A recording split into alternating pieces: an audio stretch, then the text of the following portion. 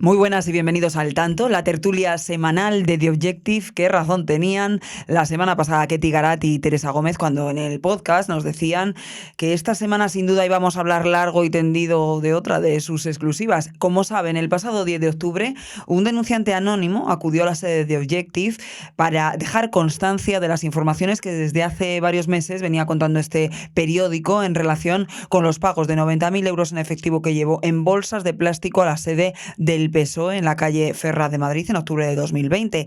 Consciente, este testigo de la gravedad de la acusación, se comprometió con este diario a dar una entrevista, pero solicitó distorsionar su voz y también tapar su imagen por el temor a las represalias. Tras las amenazas recibidas por parte de varios miembros de esa trama que investiga la Guardia Civil, ya saben, la trama de los hidrocarburos. Pues bien, como han podido ver esta semana en nuestro diario, esa situación ha cambiado. Vamos a ver una parte de la entrevista a Carmen Pano, así se llama ese testigo, es la que fuese socia de Víctor de Aldama, y vamos a hablar con Ketty Garat sobre esta exclusiva y sobre sus repercusiones. Pero también vamos a hablar de los documentos que precisamente esta semana el propio Víctor de Aldama ha entregado al juez y que señalan, entre otros, a Ábalos por cobrar comisiones ilegales. Otra de las cuestiones que también venimos contando en este diario desde hace ya mucho tiempo. Además, Enrique Morales nos va a contar cómo la trama Ábalos, trama Coldo, como lo quieran llamar, uso del agua, ya saben, el paraíso fiscal, uno de los más opacos que se consideran, para lavar dinero en Dominicana. Y por último, no dejamos, ya saben, de hablar de corrupción, del entorno del gobierno, del entorno del presidente del gobierno, para hablar de las curiosas, cuanto menos, cuentas, precisamente cuentas bancarias de la esposa del presidente Pedro Sánchez. Vamos a hablar de todo esto con Fran Serrato. Arrancamos ya.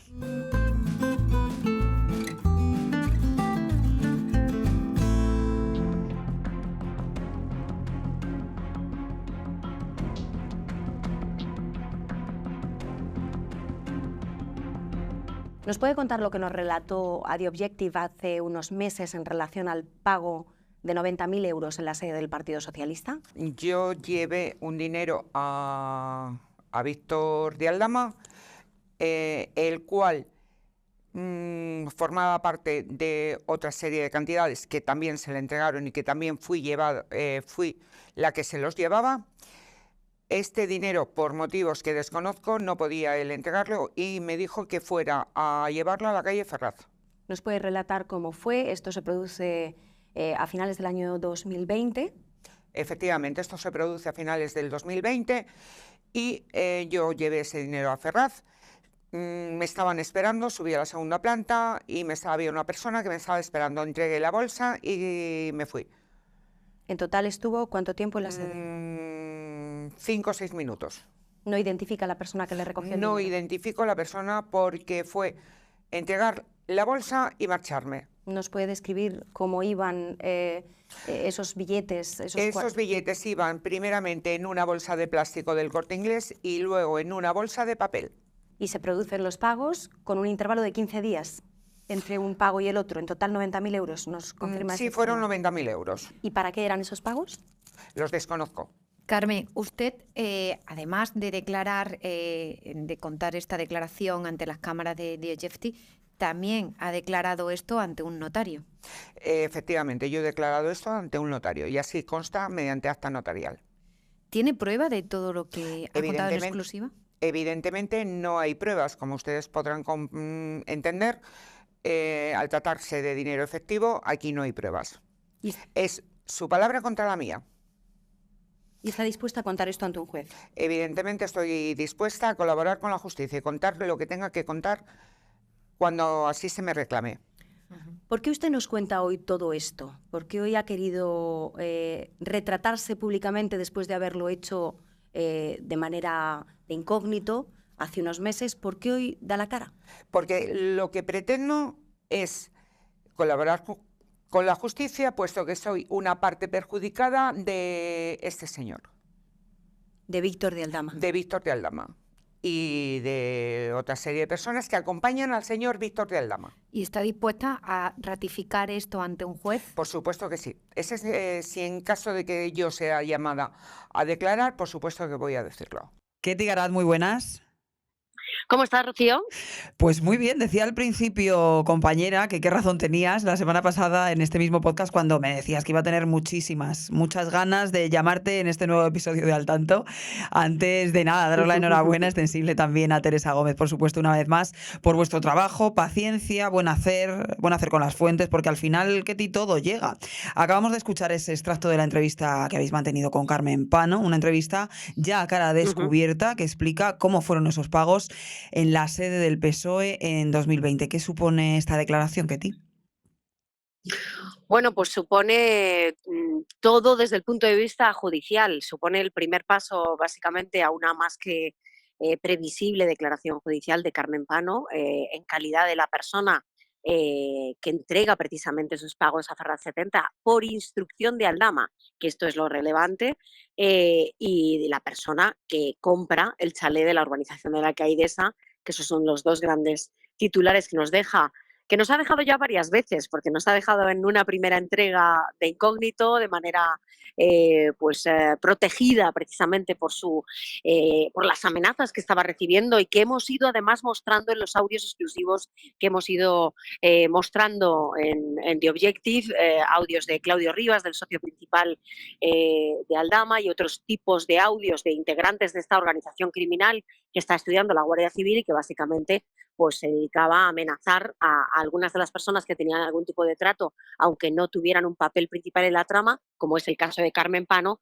con que iban a acabar todos en la cárcel o les iban a detener. Bueno, pues precisamente por esas amenazas es por el motivo principal por el que ella en un primer momento se compromete a grabar esa entrevista de manera protegida. En un segundo compromiso, podríamos decir, lleva esa declaración ante notario para tener una prueba, y por eso es relevante de lo que estamos hablando, porque es convertir una noticia en una prueba jurídica, y en un tercer escalón, pues que es el mayor grado de compromiso que se puede alcanzar, sobre todo cuando se está hablando de algo que te implica o que te autoimplica, aunque sea de manera colateral en la comisión de un presunto delito de cohecho, como es el caso de Víctor de Aldama, que es quien da esa instrucción para entregar ese dinero en la sede del Partido Socialista. Pues Carmen Pano hace estas declaraciones a cara descubierta, y con el primer titular que ofrecemos en el periódico, ¿no? Esa primera declaración: quiero colaborar con la justicia. Es decir, ella está llamando precisamente al juez a que le llame a declarar para poder prestar este testimonio en sede judicial. Es relevante porque es la misma estrategia que ha seguido hasta la fecha Víctor de Aldama, ¿no? Que él comparece públicamente con la intención de que se le levantara la prisión preventiva, de ser escarcelado. Lo consigue después de su declaración judicial hace apenas 10 días. Y bueno, a partir de ahí estamos donde estamos, en un cambio de versión también por parte de Aldama, que es curioso también lo que ha provocado. Preguntabas tú qué efecto concreto tiene esto o qué consecuencias. Pues fíjate, la primera declaración de Aldama no habla en sede judicial de los pagos a Ferraz. En la segunda de sus declaraciones públicas, es en la entrevista a la cadena COPE, la primera entrevista concedida a un medio de comunicación, sí habla de los pagos a Ferraz, pero lo hace sin desmentirlo, pero para Sí, denostarlo, un poco tibio. para restarle crédito, restarle importancia, y desvela en ese momento que se trata de una mujer, la persona que lleva supuestamente ese dinero, que sabe quién está detrás de esas declaraciones. Y en un tercer paso, lo que hemos visto es al portavoz de Aldama, a Ramón Bermejo, básicamente confirmando nuestras informaciones, diciendo que no las desmiente, siendo preguntado precisamente por este periódico en varias ocasiones, y además reta a Carmen Pano a decir quién es la persona que le recepciona el dinero, básicamente confirmando, aunque sea de manera indirecta, las informaciones. Yo creo que esto va a tener recorrido y no ha hecho más que empezar. Ahora vamos a esa persona, porque sí que es verdad que Carmen Pano, según las declaraciones, dice no recordar, ¿no? O no saber identificar quién es concretamente esa persona. Bueno, ella no identifica a esa persona, y yo creo que es verosímil su relato. ¿Por qué? Porque estamos hablando de la segunda planta de Ferraz 70. Es una zona de poco tránsito, una zona en la que los inquilinos de esas dependencias son básicamente pues perfiles técnicos, Claro, no coordinadores de conocidos, área. claro, no los que vemos, claro, no es perfil Y son público. personas poco conocidas hasta para los periodistas. Imagínate para una persona que es ajena a la política y que no está familiarizada precisamente con los rostros que normalmente vagan por allí. Yo me puedo hacer una idea de quiénes son los sospechosos y de quiénes eran los inquilinos en esos momentos de esas áreas. Pero bueno, desde luego Carmen Pano no identifica a esas personas. Si bien el portavoz de Aldama lo que está diciendo es que ella tiene o tenía un nombre a quien entregarle el dinero, que a ella se le da un nombre. Una cosa es que no Ujú, identifique, y más en el contexto en el que se producen los claro. acontecimientos, en apenas 5 minutos desde que entra por la puerta principal de Ferraz 70 hasta que sale por la misma puerta. Ella relata en un momento dado, además, que prácticamente ni sale del ascensor, que llega a la segunda planta, le está esperando una persona justo en la puerta, le entrega el dinero y se vuelve a meter en el ascensor, con lo cual prácticamente tiene segundos para Mm. visualizar su rostro. Pero eso no es lo relevante. Lo relevante, según lo que dice el portavoz de Aldama, Ramón Bermejo, es que a ella se le da un nombre. Ella dice que no tiene ningún nombre. Bueno, veremos a ver quién dice la verdad y quién se está guardando información, porque eso yo creo que es lo relevante. Decía antes que hay que diferenciar entre el papel principal y el papel secundario. Yo creo que Carmen Pano tiene un papel secundario en muchas de las cosas de las que estamos hablando. Y Aldama tiene un papel principal y un papel como cerebro de la operación. Es él quien da la instrucción de ir a Ferraz, es el quien da la instrucción de comprar la casa al ministro Ábalos a cambio precisamente de las gestiones y es el quien posteriormente ha ido reconociendo pues una serie de comisiones que le autoinculpan también en el pago de determinadas comisiones por la adjudicación de obra pública, con lo cual él es un papel central en toda esta trama. Y en base a ello, creo que él vaya soltando, dosificando la información, contando Pildoritas, una sí. cosa nueva de manera muy calculada y muy fría en cada una de sus intervenciones y que vaya ampliando, por ejemplo, la relación con el presidente del gobierno. En su declaración en sede judicial, él dice que se limita a ese acto de Pepo Hernández de presentación de la candidatura en febrero de 2019. Resulta que en su siguiente declaración pública en la cadena COPE ya no solo habla de febrero de 2019, ya habla de algo de lo que hablamos hace un año en The Objective, el cumpleaños de José Luis Sí. Ábalos en diciembre de El 2019 en 60 el restaurante cumpleaños, de ¿no? su propiedad, en el Güell Madrid, que organiza precisamente Aldama junto con Coldo García Izaguirre, entonces asesor del ministro. Y en la tercera de las intervenciones, ya directamente en boca de su portavoz, Ramón Bermejo, ya se reconoce y se admite que sí han coincidido en Ferraz 70 y que sí han estado juntos y se han hecho una fotografía en la planta noble, la cuarta planta de Ferraz 70, como bien contamos Teresa Gómez y yo en The Objective en varias informaciones. Con lo cual, bueno, pues veremos a ver cuál es la siguiente intervención de Aldama y cuál es la siguiente novedad que aporta respecto a la relación con el presidente del gobierno y respecto a los pagos que se hayan podido realizar a diferentes miembros del Partido Socialista, ¿no? De momento, Ketty esta semana también ha aportado documentos, ¿no? Al juez, unos documentos, unas pruebas, unas supuestas pruebas que demostrarían que pactó precisamente lo que estás comentando con Ábalos, regalarle un piso de 1,9 millones de euros en la Castellana, pero esos documentos, claro, Ábalos ha salido al paso inmediatamente también a hablar de ellos. O sea, como dices, un poco esta estrategia procesal de Aldama de ir soltando pildoritas, estos documentos ahora que implican o que señalan no solo a Ábalos, también a su hijo, ¿no? Bueno, si hablamos de credibilidad, yo creo que la última fuente a la que tenemos que darle credibilidad es precisamente a José Luis Ábalos, ¿no? Que ha ido negando los hechos de manera bastante Claro, ¿qué va a hacer? obscena desde hace 3 años y por lo ¿Qué va a tanto, hacer? si alguien tiene menos credibilidad que Aldama, desde luego es José Luis Ábalos. Eh, yo creo que Aldama evidentemente está dosificando la información. El escrito de alegaciones que presenta ante el Tribunal Supremo este miércoles es claramente un anticipo, es un avance, pero cuidado con y ojo al riesgo de denostar esa información también y esas revelaciones, porque ahí sí se aportan pruebas contundentes. ¿Falta material? Evidentemente que falta material, puede que ni lo tenga. Esto hay que Claro. ponerlo todo en cuarentena, evidentemente, pero se aporta un contrato de alquiler con opción a compra de un inmueble en base a una garantía por si el ministro cuando salía del ministerio no recibía los pagos de comisiones de constructoras que se habían pactado a cambio de adjudicación de obra pública, con lo cual es un documento oficial, es el original, tiene la firma del ministro de Fomento, tiene la firma de Víctor de Aldama. Yo creo que eso, ya que están apelando y retando constantemente desde el Gobierno y desde el Partido Socialista a aportar las pruebas, me parece que es una prueba incontestable e incuestionable. A partir de ahí, bueno, pues sí habla de muchas relaciones y de otro tipo de inmuebles, por ejemplo, el relacionado con Ángel Víctor Torres, el ministro de Política Territorial, que entonces era el presidente de Canarias, en los que supuestamente mantenía pues contactos discretos, dice textualmente el escrito del abogado, de distinta naturaleza o de naturaleza íntima. Bueno, eso no está aprobado, no se aprueba prueba documental, no se aporta y por lo tanto habrá que esperar y ser cautelosos, pero desde luego pruebas hay.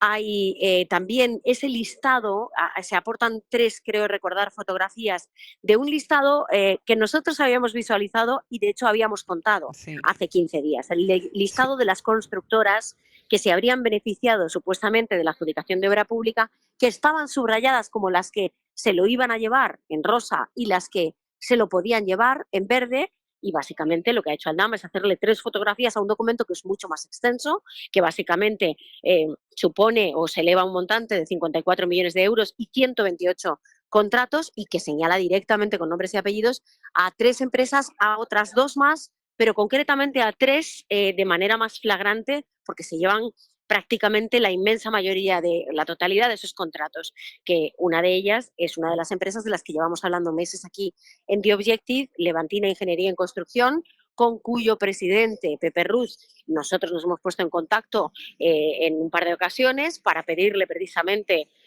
contrastar las informaciones. Él no ha querido en ningún momento entrar en el contenido de las acusaciones que se le hacían, pero desde luego esa es una empresa que lleva bajo la lupa de la UCO y de los investigadores de esta trama desde hace muchos meses y yo creo que tiene efectivamente bastantes pruebas que van a motivar como mínimo su investigación ante la justicia y por parte de la justicia.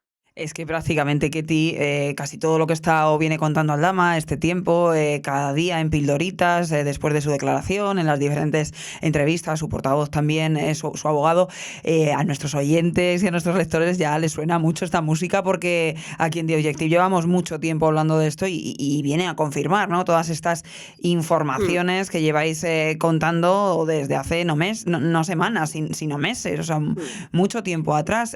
Claro, unas informaciones que recuerdo cuando esa primera entrevista bajo el anonimato, ahora ya tiene nombre, de Carmen Pano, pues el Partido Popular tomó ciertas acciones legales, fue muy criticado, ¿no?, por ese movimiento del Partido Popular. Claro, la justicia no lleva los tiempos y los ritmos que la información, que la información, que los periodistas, pero decías al principio, claro, esto abre la vía a que esta mujer declare. ¿Podemos tener un horizonte o podríamos averiguar un horizonte de cuándo podría producirse esa declaración?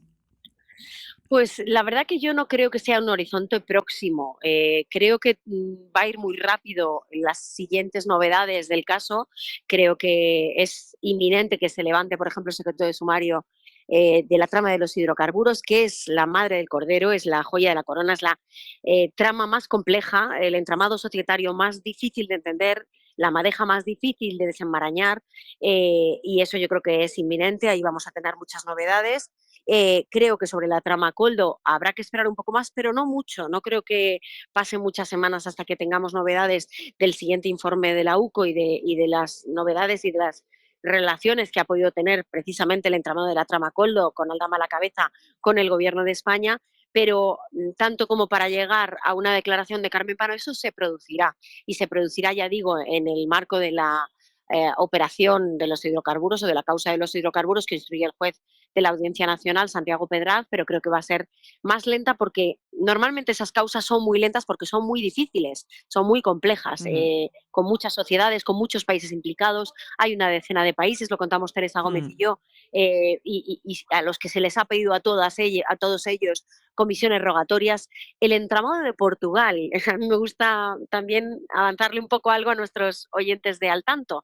El entramado de Portugal es muy interesante, es muy jugoso, muy suculento, va a Ojo, que aportar Ketty mucha va dejando información. pistas para lo que tienen que leer ustedes los Sí. próximos días.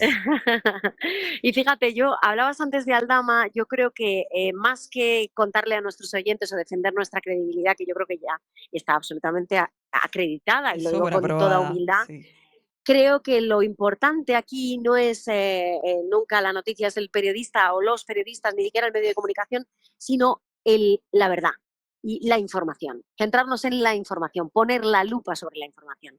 Y cuando se intenta denostar la palabra de Víctor de Aldama miente en algunas cosas y dice la verdad en muchas otras. Y yo creo que esto es muy relevante porque hay informaciones, la mayoría, la verdad, de las informaciones que hemos ido conociendo y que han ido saliendo a la luz, llevamos meses, si no años hablando de ellas. Pero hay muchas otras, o algunas otras, que no hemos podido contar porque no las teníamos contrastadas y sin embargo llevamos sabiéndolas desde hace más de 2 años. Por ejemplo, el piso en la Castellana. Ese piso en la Castellana, nosotros tenemos constancia de que existía desde hacía tiempo, pero evidentemente esto no se puede aportar si no es o directamente con la autoinculpación de Victoria Aldama o con el documento, la prueba, que él no ha querido filtrarla a ningún medio de comunicación y que él ha presentado directamente ante el Supremo y lo ha filtrado al mismo tiempo que lo elevaba ante el Supremo. Con lo cual, evidentemente, esa información no se podía dar si no era de esta fórmula. Pero nosotros sí sabíamos, por el entorno de Aldama, que hemos intentado contrastar esa información en muchas ocasiones y se nos ha negado, porque no era el momento. A veces hay que esperar a que llegue el momento, hay que tener paciencia y sabiendo que la verdad está ahí, soterrada, en el subterráneo, esperar a que aflore o a que llegue el momento de que esa verdad se precipite Pero y qué salga a la luz. difícil, Ketty, tener paciencia. Y ustedes la conocen a Ketty Muy, Garat de muy difícil, sobra, muy ¿no? difícil. Con lo inquieta y ávida periodista que es, de mantener la paciencia tanto tiempo es una Muy tarea difícil, sí, complicada. sí, sí. Sí, sí, la frustración que conlleva de repente ver que sale y tú lo sabías y no lo has podido contar. Ha habido muchas cosas que se han quedado en el tintero, pero por rigor profesional, evidentemente, no hemos podido aflorarlas. Yo creo que eso nos da una idea de hasta qué punto es verdad que Aldama dosifica la verdad en función de su conveniencia, pero lo que está diciendo tiene credibilidad, porque esa información, ya digo, no venía por el entorno de Aldama, venía hace 2 años por otros entornos distintos, pero ya estaba ahí, ya digo, hace 2 años y medio que teníamos constancia en este periódico de la existencia de ese inmueble. Sí, al final mentiras aparte, que las hará como, como bien comentas, eso que intentaba deslizar el gobierno, ¿no? Y algunos medios de comunicación o algún entorno mediático tras su primera declaración es el pequeño Nicolás. Es, pues, bueno, veremos, Un veremos. error de bulto, hablando de Anacleto, el agente secreto. Bueno, pues Hmm. Anacleto parece ser que Anacleto estaba en el MI6, en la CIA, en la TIA Y y en le todas a daban la vez, medallas y estas le cosas. condecoraban y habrá que ver hasta dónde Exacto. llega Encima de este Montería asunto. con los miembros del FBI, efectivamente, yo creo que ha sido un error de bulto, como lo fue, por cierto, precisamente denostar esa noticia falsa por parte del ministro Félix Bolaños en la sesión de control cuando Carmen Pano nos concede su primera Mm, entrevista de manera protegida y él ujú. dijo, esto es una noticia falsa. Y yo recuerdo que le pregunté cómo se puede llamar noticia falsa a una entrevista. Una entrevista Ujú. no puede ser una noticia falsa. No, no, O claro. es verdad lo que dice el entrevistado o es mentira, pero noticia falsa no es una noticia falsa. Entonces, yo creo que al final pues todo se va demostrando. Y cuando una persona, insisto en el mensaje que llevo diciendo desde el principio y que a veces algunos lo quieren entender también por propia conveniencia personal o por los motivos que sean, pero no conozco a ninguna fuente, de hecho yo creo que es un hito periodístico, en este país no conozco ningún caso de ninguna fuente que haya querido ir al notario Hombre. a acreditar lo que le ha contado a un medio de comunicación. Y a mí me congratula que The Objective haya sido el primer medio pues que ha visto eso precisamente y que ha visto ratificada la versión que le ha dado una fuente ante sus cámaras, ante las cámaras de nuestro periódico, ante un fedatario público para dejar constancia notarial de que esa acta de manifestaciones es certera y no solo es veraz, sino que es verdad. Compañera, el tiempo al final es sabio, así que hay que tener paciencia y seguir esperando que al final se obtienen resultados. Ketty, un abrazo muy fuerte, como siempre. Sin duda, otro para ti, Rocío. Hasta luego, un beso.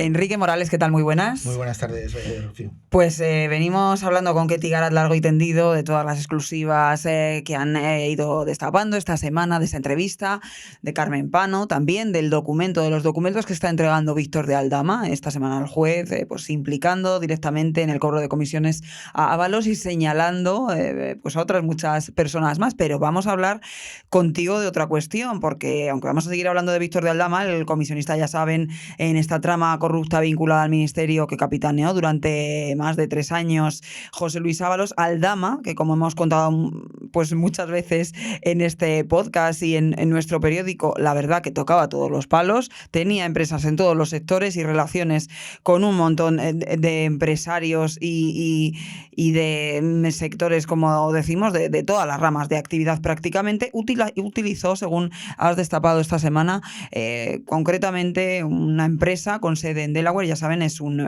paraíso fiscal, considerado uno de los más opacos del mundo, para presuntamente blanquear dinero. Enrique, como decimos, este lugar está hecho para los que, es un sistema hecho directamente para los que no quieren dejar ninguna pista, quieren tener todo oculto y considerado como uno de los sistemas pues más opacos del mundo, ¿no? Sí, efectivamente, Rocío. Todos los expertos apuntan que Delaware, donde hay Delaware tiene 1 millón de habitantes y hay 2 millones de empresas radicadas allí. Tiene un atractivo muy especial con respecto a otros paraísos, pensemos en Bermudas, en Bahamas, en Panamá. Ahí no, en Delaware, no tienes que dar nombres, de accionistas. Tú puedes montar una empresa anónima, sin que aparezca nadie. Claro, eso permite desviar fondos a todo el mundo sin saber quién está detrás del desvío de fondos, ¿no?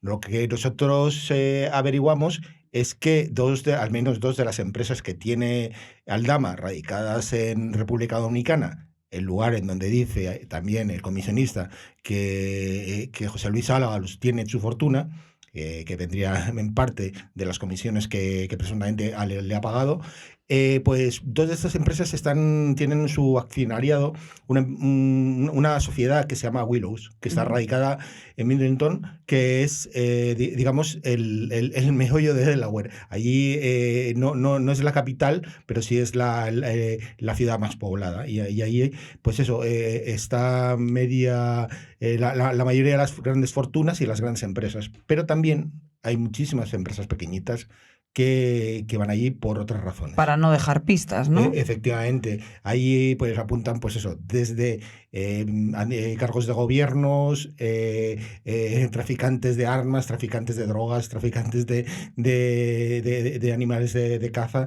Pues allí se sitúa en su empresa que es lo más fácil del mundo darte de alta en Delaware. Son 70 euros a través de internet, en un segundo lo haces, ¿no? Si quieres ir allí y tienes una empresa más importante, pues te va a costar 900 euros. Y si quieres darte más prisa, pues 500 euros más.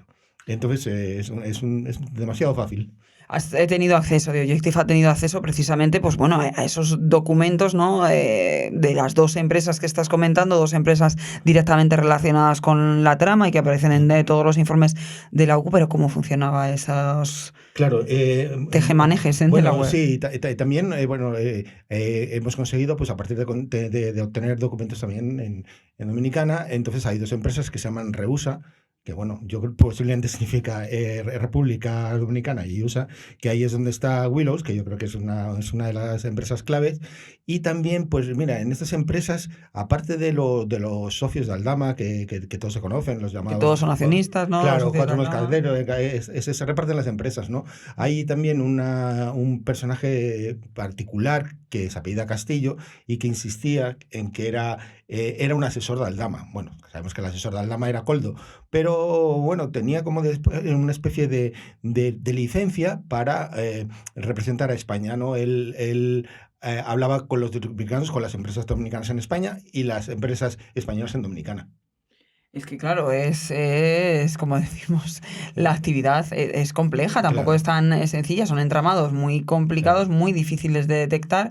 Hablábamos con Ketty Garat anteriormente, pues sobre todo la trama esta de los hidrocarburos y la cantidad de países implicados. Claro, eso Claro. también dificulta mucho la Muchísimo. investigación de cara a obtener pues informaciones que al final conseguimos los periodistas porque es complicado Claro. acceder a esa información. Efectivamente, tú puedes, como ha pasado con las empresas de Portugal, tú puedes crear una empresa en Portugal el día 15 y el día 16 ya te está llegando dinero en España, pero es que el día 17 ya lo están mandando a Dominicana. Entonces se van perdiendo las pistas, ¿no? En este caso, algo fácil fue que todos eran amigos de Aldama, los coloca de testaferros, ¿no? Pero en otros casos, pues puede haber de repente un ciudadano dominicano que no sabemos de nada de él, ningún vínculo y tal, y a lo mejor está al frente de alguna de estas empresas, ¿no? Y a lo mejor es la más importante, pero el caso, claro, puede ser un error que Aldama, pues eso, intentase tener todo tan atado para colocar a sus socios, ¿no? En cuanto ha caído uno, pues es como con Castillo de Claro, Naipes, Castillo de Naipes, claro. han ido dos detrás, o sea que... Claro, y luego está el tema de Dominicana, que ya, pues bueno, hemos hablado en varias ocasiones, este país caribeño ha servido para lavar dinero desde hace mucho tiempo, desde históricamente para diversos países, pero concretamente nosotros hemos publicado en varias ocasiones con respecto al tema sanitario, ¿no? Claro. Y la crisis de la COVID. Efectivamente, la trama de Aldama tiene 14 empresas constituidas allí. ¿De todos los palos? De todos los palos que conozcamos. Y buena parte de ellas están dedicadas a los productos sanitarios. Ellos intentaban pegar el pelotazo después en España, en Latinoamérica, ¿no? Dominicana no es un paraíso fiscal, pero es fácil montar una empresa y es fácil también un poco cubrirla. Pero sobre todo es un sitio, digamos, de paso, ¿no? Pues lo que hemos visto, ¿no? Donde no se hacen muchas preguntas Claro, y al final da facilidades, ¿no? Para... Claro, hay facilidades y su situación geográfica, pues eso te permite estar muy cerca de Panamá, está muy cerca de Venezuela, que ya sabemos que allí la trama también tiene muchos vínculos, y en este caso también Estados Unidos, que en Estados Unidos hay determinados sitios que son muy, muy, muy opacos. Claro, es que al final son, como decimos, muchos países, demasiados países los que sepamos, pues hablamos de China, Portugal, que bueno, Portugal está al lado, las relaciones son buenas y probablemente pues conseguir información, Claro. justicia de un país con respecto a justicia de otro es más sencillo, pero China, ¿qué pasa con Guinea? ¿Qué Claro. pasa con Colombia? Claro. Es No, hay complejo. claro, hay determinados países, o sea, yo creo que aquí puede un problema de las empresas en el exterior es que va a ser difícil conseguir pues eso, que la policía lo investigue, pero fíjate qué curioso, después de dar nosotros todas las, bueno, vamos a llamarlo exclusivas, vamos de todas las noticias que hemos adelantado que tienen que ver con Dominicana y con los vuelos del gobierno, que todavía no han conseguido explicar por qué son tan numerosos a Dominicana, 11 agentes de la UCO se van a trasladar a la isla para investigar todo esto. Entonces, bueno, yo creo que si hemos sido capaces, bueno, a base de contactos y tal, pero desde un poquito lejos encontrar cosas, yo espero que Y la siempre UCO... decimos, con los medios de un medio que está creciendo, pero son limitados. Claro, o sea, La es UCO más, confiamos en claro, que... no, entonces confiemos que sí, ¿no? Pero bueno, ya sabe Rocío, todos los informes estos de la UCO, pues sí, tienen un trabajo y ellos tienen una serie de cosas que no disponemos nosotros no podemos pinchar un teléfono, evidentemente. Pero muchas de las informaciones que va sacando la UCO, y bueno, ya has hablado con Ketty, has hablado con Teresa, has hablado con los compañeros, pues muchas de las noticias que han estado dando, pues ahora están sirviendo están de base, confirmadas, están confirmando, claro. claro, Toda la hace 2 años, claro, como no tal, pues era una locura, pero ahora, vamos, todas Como las decimos locuras se van confirmando. a Claro. nuestros oyentes y sobre todo a nuestros lectores de The Objective y oyentes de Al Tanto, es que toda esta música que vienen escuchando sobre Aldama y sobre el resto de la trama los últimos meses, 2 meses, semanas, es que les suena porque aquí llevamos mucho tiempo, llevamos muchos meses hablando de todas estas cuestiones y todo lo que, o parte de lo que va diciendo Aldama, se confirma, va confirmando las informaciones que hemos publicado en esta casa. Estaba leyendo en profundidad tu noticia sobre Delaware, porque es que para que ustedes se hagan una idea, por apenas $1.000, ¿no? 945 euros al cambio, precio máximo, es posible registrar una compañía allí en menos de una hora. Una hora, efectivamente. es curioso, pero es que ese, digamos, yo creo que eso está pensado para las grandes compañías, porque allí está el Dow Jones, están todas las empresas tecnológicas y tal. Allí tiene su fortuna Joe Biden, la tiene Trump, la tiene Elon Musk. Pero eso es para las grandes. A través de un simple trámite en Internet, que te puede llevar menos de 10 minutos y 60 euros o 80 euros, tú puedes dar de alta una de estas sociedades, anónima. Es decir, y a partir de ahí esa sociedad invierte en un sitio, te lo manda a un sitio, te mandas fondos, son las empresas pantalla que están haciendo tanto daño a los países y que están permitiendo el fraude. Pero fíjate, al final también lo hablábamos con Ketty, lo que se está intentando continuamente denostar, ¿no? Caricaturizar casi la figura de Víctor de Aldama, que bueno, aquí pues hemos contado lo que es, un de momento presunto delincuente, se está investigando, comisionista, pues ahora sus actividades más o menos ilícitas solo tiene que determinar un juez, pero claro, aquí desde el gobierno, desde algunos extractos mediáticos, ¿no? Se le ha intentado desde el principio hacer una suerte de pequeño Nicolás, intentar continuamente pues dejar una imagen de él bastante lamentable, pero claro, la verdad que el hombre en sí que hay que reconocerle que contactos y movimientos y trabajo y moverse en diferentes sectores tenía. Otra cosa es que lo hiciese de manera legal, que eso lo tienen que obviamente determinar los jueces y que parece que no lo hacía de manera muy legal, pero no es un mindundi. No. Lo que quiero decir es que al final una persona no se relaciona con Delcy Rodríguez, vicepresidenta de la dictadura venezolana, siendo un mindundi. Claro, gobernadores, bueno, y aquí con la agenda que ha salido ahora, bueno, una agenda de teléfonos tampoco es una cosa tan complicada de conseguir. Pero bueno, una cosa es que tú tengas un teléfono de alguien y otra cosa es que contacte con alguien, que hable, le diga, oye, yo te voy a comprar una casa para que me hagas este favor. Mira, yo te voy a facilitar esto. Consideren como claro. un agente inmobiliario de unas clases sociales o de unos estratos sociales y políticos que no tiene acceso todo el mundo. O sea... Efectivamente, la última, es decir, la casa que pretendía regalar a Ábalos a cambio de comisión, o sea, de contratos en constructoras, que ya han salido algunos nombres. Esto hay que tener mucho cuidado porque bueno, es su versión. Ahora se podrá comprobar si esos contratos efectivamente han sido amañados. Pero su inquilino en un pedazo casa que la Castellana de 2 millones de euros, pues era el expresidente de Aerolíneas Argentinas, que por cierto fue condenado por evasión fiscal hace años y pasó por la cárcel. Bueno, y tú has contado de su actividad inmobiliaria, esa pata de su negocio, aparte de lo que estás contando, pues todo el tema de los pisos de lujo, del venezolano, de los seguros, ¿no? Del zar de los seguros venezolano. O sea, al final es una persona por lo menos bien relacionada, por lo menos que ha sabido moverse y que, claro, la actividad lícita o ilícita la tiene que determinar un juez. Hombre, algo suena mal en todo lo que ha hecho, pero oye, cuidado, que no es el pequeño Nicolás, que ridiculizar a esta persona, no sé, tacharle de personaje o tal, no sé si les va a salir un poco el tiro por la culata, porque al final...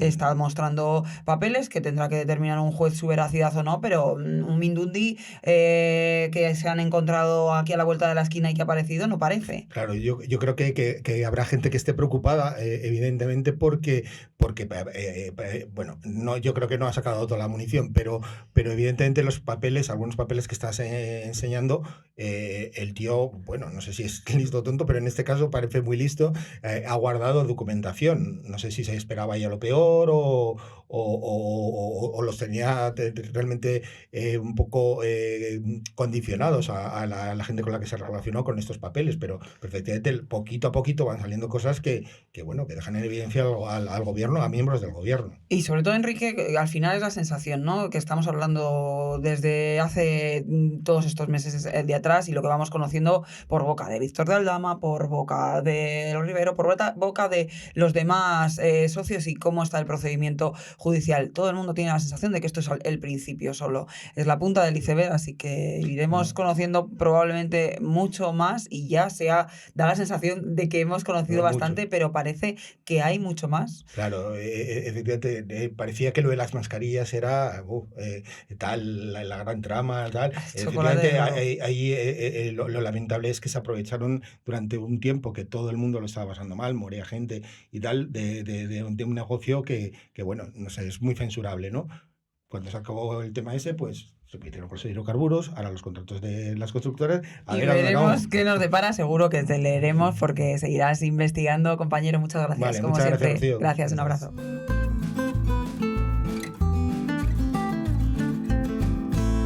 Fran Serrato, ¿qué tal? Muy buenas. Muy buenas, ¿qué tal? ¿Cómo estás? Y bienvenido, al tanto. Un placer estar aquí contigo, como siempre. Muchísimas gracias. Estamos hablando durante todo este episodio pues de Víctor de Aldama, de Carmen Pano, de lo que es toda la trama de corrupción que, bueno, pues asola al gobierno, a las personas cercanas al gobierno, cercanas al presidente del gobierno, y toca hacer una parada también en la esposa del presidente del gobierno. Curiosamente, concretamente en sus cuentas, que son muy curiosas. Me trastoca el subconsciente. Tiene 40 euros solo la mujer del presidente. Que esto tiene una explicación. El juez que investiga a Begoña Gómez por 4 delitos, Juan Carlos Peinado, solicitó a través de una providencia, a través del Consejo General del Poder Judicial, a través del punto neutro judicial, las cuentas de Begoña, la que fuera titular Begoña. Ha aportado este punto neutro, ha aportado una serie de cuentas corrientes, en total 11. Varias son, creo que 5 son como titular, varias son como representante, bueno, hay en diferentes conceptos, ¿no? Y es verdad que el juez, esto nos explican los juristas y las acusaciones populares, el juez en ningún momento pidió el saldo de esas cuentas, por tanto podría tener una explicación lógica. Sí es curioso que en algunas cuentas aparezca 0 y en otras aparezca un numerito, 0,15 euros céntimos en una cuenta de ING y 40,10 en otra cuenta de Santander, este caso. Exactamente. Curiosamente, las 9 cuentas en las que aparece a 0 son del BBVA, que es también, además, la cuenta donde la Complutense pagaba a la esposa del presidente del gobierno. Algunas personas pueden pensar que las entidades bancarias están guardando esa información.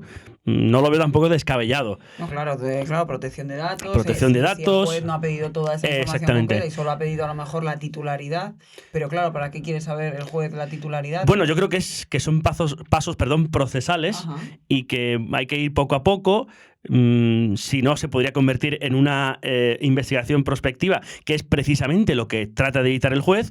No se puede investigar todo porque sí, per se. Entonces se están yendo paso a pasos.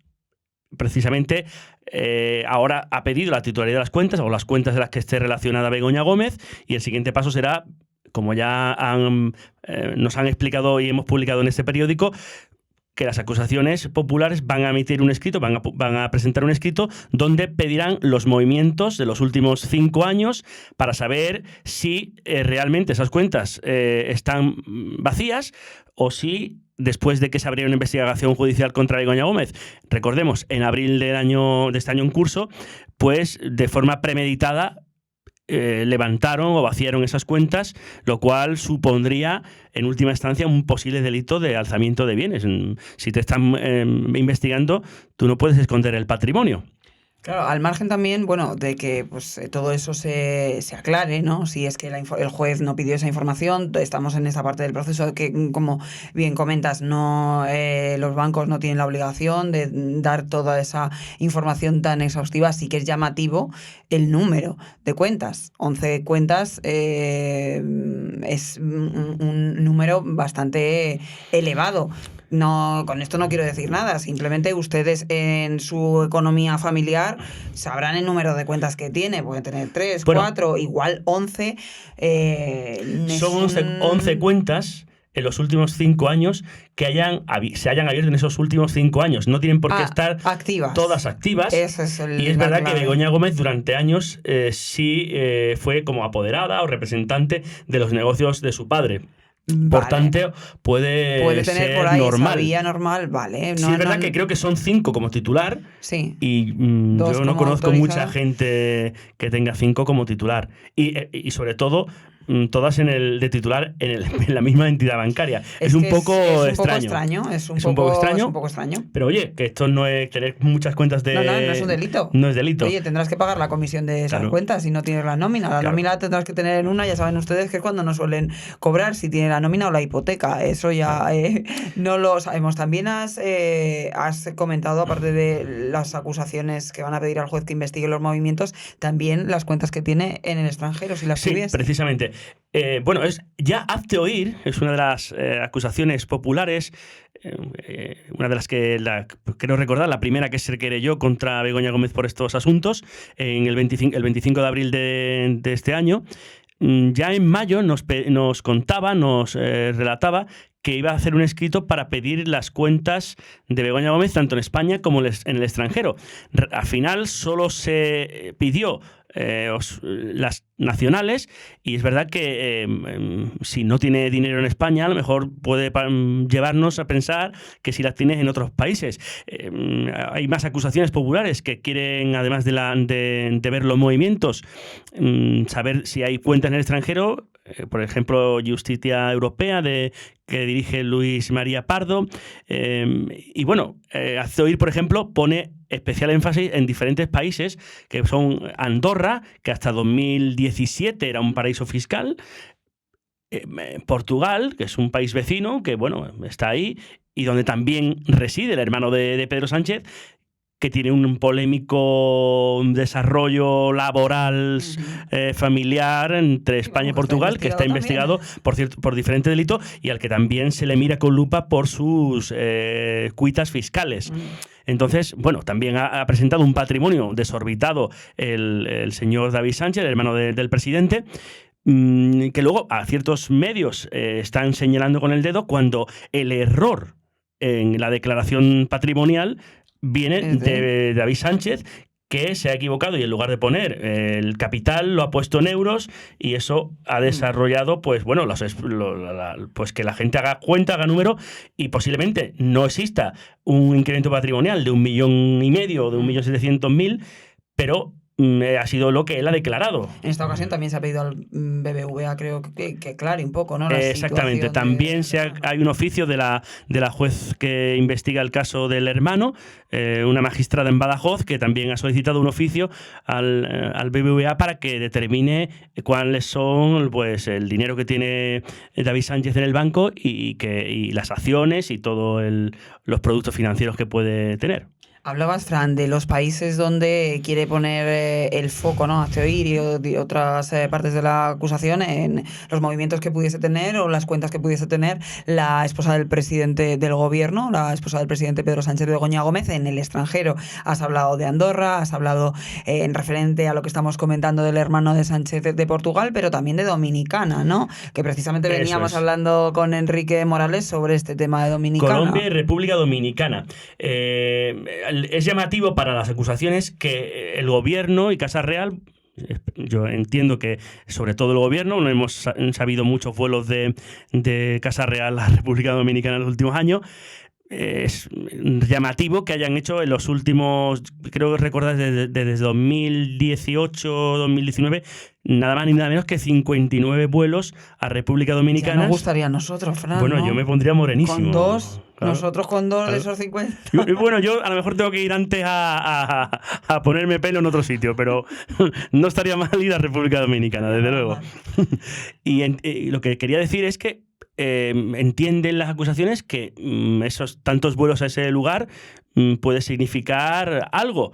Hay 59 vuelos, como decía, y no están aclarados los motivos por los que se han hecho esos viajes a la isla caribeña. Muchos de ellos en Falcon también. Falcon, Airbus, en aviones oficiales, exactamente. Entonces, si hay alguna relación o no, pues eso piden que se determine, aunque sí es verdad que los juristas que hemos consultado nos comentan, nos explican que pedir una comisión rogatoria, es decir, el instrumento para que te den este tipo de información, va a ser muy complicado, porque si no tenemos indicios que argumenten o se basen en pruebas sólidas, pues bueno, es complicado, porque también hay protección de datos y es complicado. De todas maneras, la UCO, ya hay un equipo especial de la Unidad Central Operativo de la Guardia Civil, de la UCO, en República Dominicana, haciendo diferentes investigaciones para ver... Prospección, ¿no? Bueno, no creo que sea prospectivo, porque en los informes que ya ha enviado la UCO al juez del caso Koldo, ya vienen muchos elementos, muchos datos, muchas situaciones de posibles blanqueamiento de dinero en República Dominicana, que en este periódico lo hemos dado en exclusiva. Recuerdo varios artículos que he escrito con el gran Fernando Tadeo. Utilizaban diferentes laboratorios, utilizaban también a personas que trabajaban para los socios de Aldama. Entonces, la UCO está siguiendo unas pistas o al menos un rastro que se ha dejado. En el caso de Begoña Gómez, en este sentido, pues ese rastro no existe. Claro, ese es el tema, y en eso también quería un poco preguntarte, incidir como experto, ¿no? En tribunales hablábamos con Ketty Garat al principio sobre la situación de Carmen Pano, de la testigo que anónimamente comentó en su día lo de las entregas de bolsas de dinero en efectivo en la sede del PSOE en Ferraz. Ahora ya, como han visto esta semana, lo ha hecho a cara descubierta, no sin antes también pasar por notaría y teniendo claro que va a colaborar, o sea, mostrando su disposición a colaborar con la justicia cuando sea llamada. Le preguntaba yo a nuestra compañera Ketty, bueno, los tiempos, ¿no?, de los periodistas y de la investigación periodística, evidentemente, como en otros muchos temas, en este han demostrado que no son los mismos, que los de la justicia va mucho más lenta. Pero ¿tú qué confianza tienes en este tema de las cuentas? Claro, hablamos que no hay indicios en que puede quedar todo el follón de Begoña Gómez. Entiendo que la justicia tiene que ir paso a paso. En el caso que me comentas de Carmen Pano, yo no tengo dudas que seguramente el juez la llame a declarar, al menos como testigo, y otra cosa será si considera que debe imputarla por cualquier delito, porque bueno, llevar sobres a Ferraz no creo que esté exento de delito. Hay que ver también en qué circunstancias pagó, a quién entregó esos sobres. Pero me resulta raro también que haya una financiación ilegal al Partido Socialista, porque de momento no hay evidencias que lo prueben así. Ya el juez Pedraz archivó una denuncia del Partido Popular porque creo que no aportaba las pruebas necesarias. Sí es verdad que podían, periodísticamente, hay noticia cuando suceden estas cosas, que los periodistas podemos decir, bueno, pues hay algún atisbo de que podía desembarcar en una financiación ilegal, pero jurídicamente hay que atarlo muy bien, y de momento eso no ha sucedido. No digo que no tenga evidencias, pero de momento esas evidencias no son las... Y en cuanto a los tiempos, en el caso de Begoña Gómez, en cuanto a los tiempos, esto que comentabas, está pidiendo la investigación de los movimientos de sus cuentas, en el exterior. ¿Qué plazo temporal crees que hay para que empecemos a conocer más detalles sobre eso? Bueno, primero tienen que presentar el escrito Azoir y el resto de acusaciones. También están ahora litigando por saber quién va a ser la fuerza o la acusación que va a dirigir el tema letrado, la acusación letrada. Y en los próximos días van a entregar un documento, van a entregar el escrito pidiendo nuevas cuestiones al juez, entre ellas los movimientos, entre ellas las cuentas que puedan tener en el extranjero. La Fiscalía tiene que pronunciarse. Entiendo que en un par de semanas pues, seguramente tengamos nuevas conclusiones al respecto, y hay que decir que a lo mejor llegan para el día 18 de diciembre, que Begoña Gómez tiene una nueva cita con el juez, porque hay que recordar, la tenía prevista para el 18 de noviembre, pero una invitación de la esposa de Lula, del presidente de Brasil, para participar en una cumbre del G20, pues motivó que pospusieran esa cita. y que no hemos sabido por qué, porque bueno, la esposa del presidente no tiene rango de dirigente político y no sé por qué tiene que estar en ese tipo de cuitas cuando es un ciudadano normal y tiene que dar cuenta ante la justicia española. En este caso, salvado por la campana, así lo consideró Así el es. juez, y veremos el día 18 si no hay otro viaje misterioso de Claro. sorpresa que Sí, porque ha sentado un requiera a precedente. la primera dama. Igual tiene que ir a República Dominicana por urgencia otra vez. Fran Serrato, muchísimas gracias. Un placer, como compañero, siempre. Como siempre. Y muchas gracias a todos ustedes también, una semana más, por acompañarnos. Ya saben, pueden encontrarnos en nuestras redes sociales, también en www.theobjective.com y en su plataforma favorita de podcast. Un abrazo.